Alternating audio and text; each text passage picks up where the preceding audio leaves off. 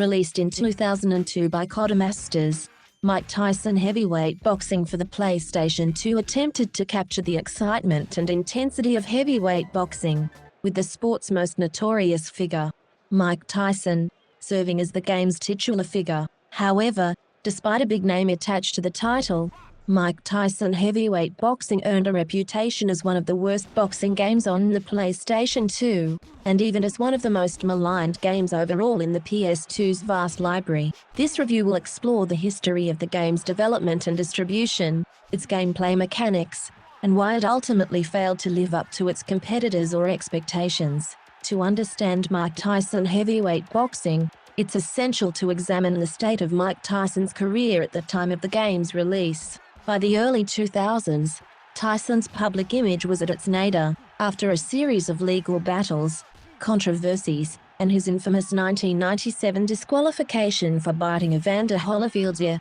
Tyson's legacy in the boxing world was overshadowed by his erratic behavior outside of the ring. However, despite his fall from grace, Tyson remained a big draw, and his name alone still carried substantial weight, at least in the marketing sphere. Codemasters, a British video game developer known for its racing titles such as the Colin McRae Rally series, took a chance on bringing Tyson's name to their boxing project. The company licensed Tyson's image, branding the game around him to draw attention from fans of the sport and gaming enthusiasts alike. Released for the PlayStation 2 and Xbox, Mike Tyson Heavyweight Boxing hit shelves in the summer of 2002. While the game's distribution was relatively smooth, and it was available globally, it quickly became apparent that the product was not the knockout Codemasters had hoped for. One of the most prominent reasons Mike Tyson Heavyweight Boxing failed to connect with players lies in its gameplay mechanics, which presented a confused identity. The game struggled to define itself within the boxing genre, opting for a frustrating mashup of simulation and arcade-style gameplay. On one hand, it seemed to aspire to the technical depth and realism of boxing simulators. Players could control a wide range of punches, body blows, jabs, hooks, and uppercuts, with the controls mapped to the buttons in a way that seemed aimed at offering a comprehensive boxing experience. There was also a focus on stamina and health management, with each fighter wearing down over the course of a match, as one would expect in a boxing simulation. However, the game simultaneously incorporated fast-paced, coin-op arcade elements that clashed awkwardly with the simulation mechanics. The speed of the matches felt more akin to a button-mashing arcade game rather than the slower, more calculated pace of real boxing bouts. Fights could end very quickly, with knockdowns and KOs feeling random rather than a result of well-timed punches or strategic stamina management. This disconnect made the game feel imbalanced, as though it couldn't decide whether it wanted to be a full-fledged boxing simulator or a light, arcade-style brawler. Moreover, the game's AI difficulty was punishingly steep. Even at lower difficulty levels, CPU opponents felt overpowered, leading to frustratingly difficult bouts that left many players feeling as though the game was unfairly hard. This was a far cry from the learning curve players expected from a boxing game, and was a particular point of contention among those who were familiar with more polished fighting titles. The balance between realism and entertainment was something that games like Knockout Kings, the main competitor to Mike Tyson Heavyweight Boxing, managed far better. Knockout Kings was Electronic Arts, EA, flagship boxing series during the same era. By 2002, the franchise had already built a solid reputation for combining accessible gameplay with a deeper, more technical side for those looking to engage in strategic boxing. This balance helped Knockout Kings stand out, and it quickly became the go-to title for boxing enthusiasts. The difference in quality between Mike Tyson Heavyweight Boxing and Knockout Kings was stark, where Knockout Kings succeeded in offering a polished, balanced experience.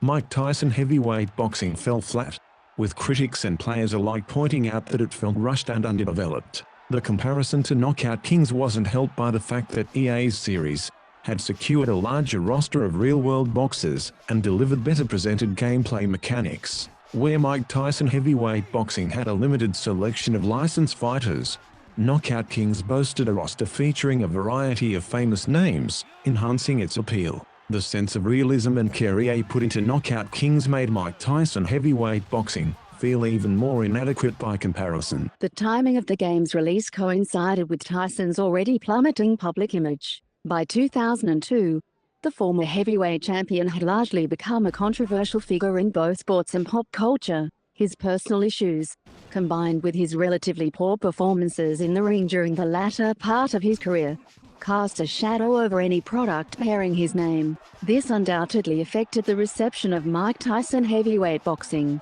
While Tyson was still a box office attraction, the association with his brand was not enough to overcome the game's deficiencies. Many gamers likely associated Tyson with the drama outside the ring, rather than the fierce competitor who once dominated the sport. His name, once synonymous with power and skill, had become a double-edged sword. The controversy surrounding Tyson made Mike Tyson heavyweight boxing a hard sell in the mainstream market. Despite its many faults, Mike Tyson heavyweight boxing did feature some aspects that were appreciated at the time. For instance, the game's presentation was considered decent for its era. The graphics, while not groundbreaking, were serviceable, with character models that captured the look of heavyweight boxers reasonably well. Tyson himself was rendered with a decent amount of detail, and the various boxing arenas had a modest level of realism. While not on par with the top-tier games of its time, the visual presentation didn't feel overly outdated or lazy.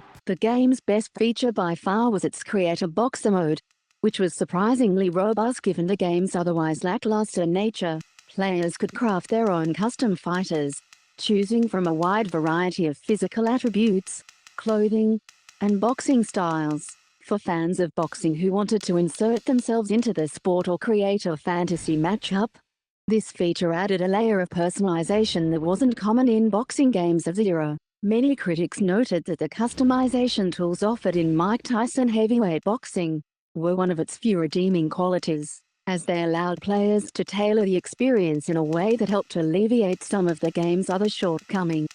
Ladies and gentlemen, good evening, and welcome to Miami! The soundtrack and sound effects were also reasonably well executed, with the heavy thud of punches and the crowd's reactions adding some level of immersion. The music, while generic, helped drive the high-energy atmosphere the game seemed to be aiming for. In the final analysis, Mike Tyson heavyweight boxing stands as a cautionary tale about the dangers of relying on star power to sell a product without investing in the core gameplay experience. Codemasters, though a respected developer in other genres, was out of its depth in the realm of boxing games. The confused mixture of simulation mechanics and arcade pacing, coupled with a steep difficulty curve and unfair CPU opponents, made the game a frustrating experience for most players. Compared to its more successful contemporaries like Knockout Kings, Mike Tyson heavyweight boxing felt undercooked and incoherent, making it one of the least memorable games of its time. While it had a few redeeming qualities,